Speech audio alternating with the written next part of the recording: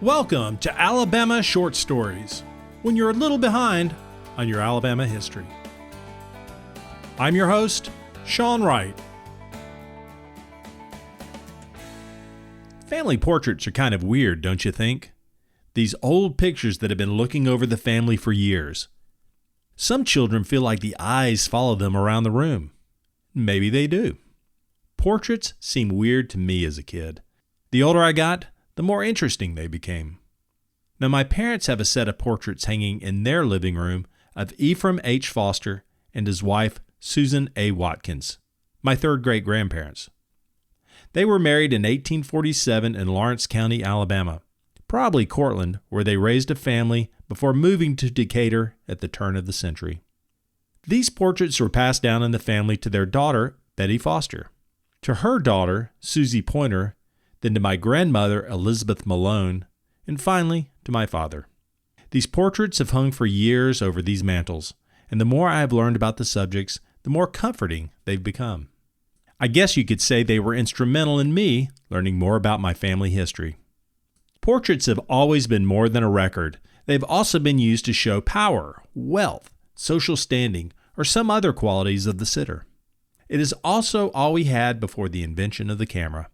A medium that would eventually let everyone, no matter their class or wealth, keep a record of who they were.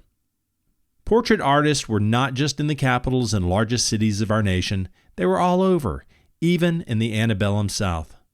One of those artists was G. Wilhelm Frye. The G was for George, but he never used that name. Frye is spelled F-R-Y-E.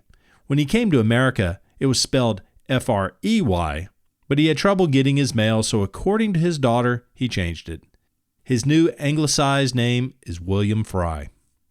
William Frye was born in Breslau, Prussia on September 13, 1822, and raised in Vienna, Austria. He was educated at Heidelberg University and studied art in Prague, Bohemia.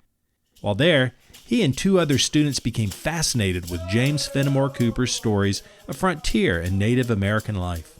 They made plans to have an adventure in America. It was during the Christmas holidays when they were flush with cash that they made their plans. They made it as far as the port of Bremen when the other two students backed out. The allure of those landscapes called Frye, so he set sail without his friends. And after 3 months, in 1841, he landed in New York City and spent the next couple of years there. Luckily for Frye, his cousin Count Johann Schmidt was German consul to New York, and I'm sure that made his transition much more comfortable. Frye was given letters to influential people throughout the country before he started working his way west. He moved to Kentucky for a few years before moving to Huntsville, Alabama. There he met the love of his life, Virginia Catherine Hale. The adventure that started in college, to emigrate to America and visit the West and paint the landscapes, ended here. They married on May 18, 1848, and would have 4 children. He became a naturalized citizen in 1852 and called Huntsville home for the rest of his life.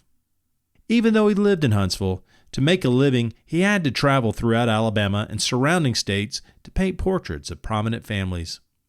He was setting up studios for a time in towns such as Selma, Greensboro, Natchez, and Jackson. In 1853, Frye returned to Huntsville from one of his painting trips.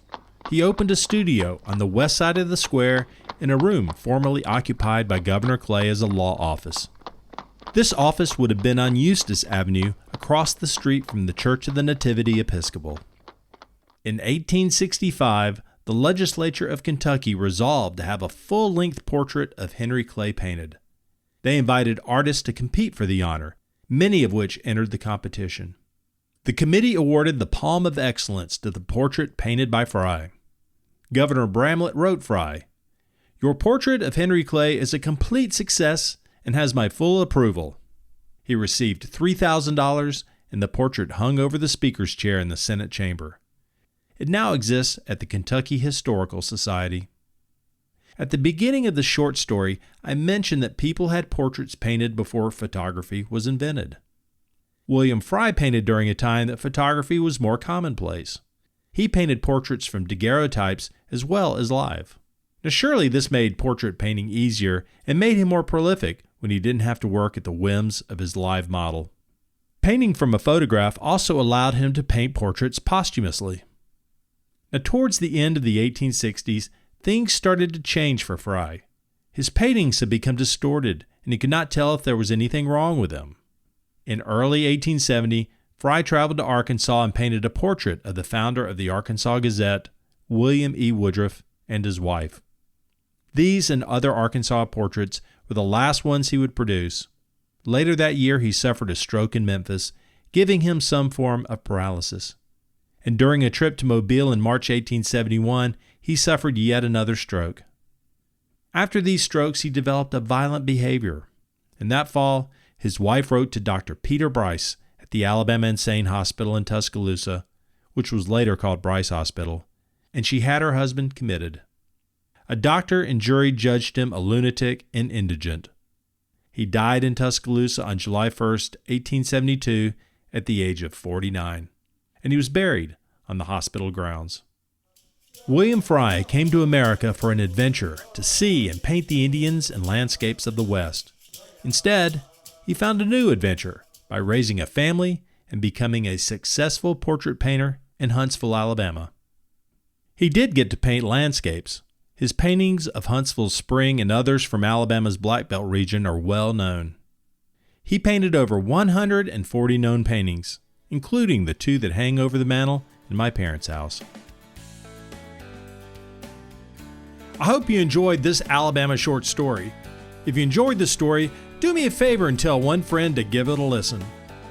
You can subscribe to the podcast at Apple Music, Spotify, or wherever you prefer to listen to podcasts. See you next time at Alabama Short Stories.